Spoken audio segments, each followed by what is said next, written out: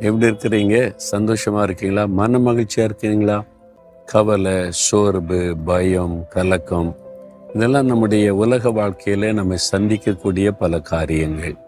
நாம் அதில் நிலைத்திருந்து விடக்கூடாது. கவலைப்பட்டுக்கிட்டே இருக்கிறேன், சோர்ந்து போய்கிட்டே இருக்கிறேன், பயந்துக்கிட்டே இருக்கிறேன், அப்படிலாம் இருக்கக்கூடாது. நம்ம கடந்து செல்லுகிற பாதையில இதெல்லாம் நம்முடைய வாழ்க்கையில வரும்.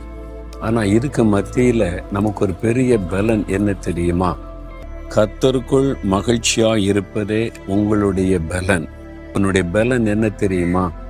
நீங்க நினைக்கலாம் உலக காரியம், உங்களுடைய படிப்பு, உங்களுடைய ஞானம், உங்களுடைய திறமை, நீங்க சாதிக்கிறது, அதெல்லாம் இல்லை. அதாவது எப்பொழுதும் மகிழ்ச்சியா இருங்க, சந்தோஷமா இருங்கன்னு வசனம் சொல்றதில்ல. அது எப்படி சந்தோஷமா இருக்க முடியும்? எப்பொழுதுமே கர்த்தருக்குள், இயேசு கிறிஸ்துவுக்குள் உண்டாகிற ஒரு மன மகிழ்ச்சி. அப்போ அதுதான் நம்முடைய பலன். நீங்க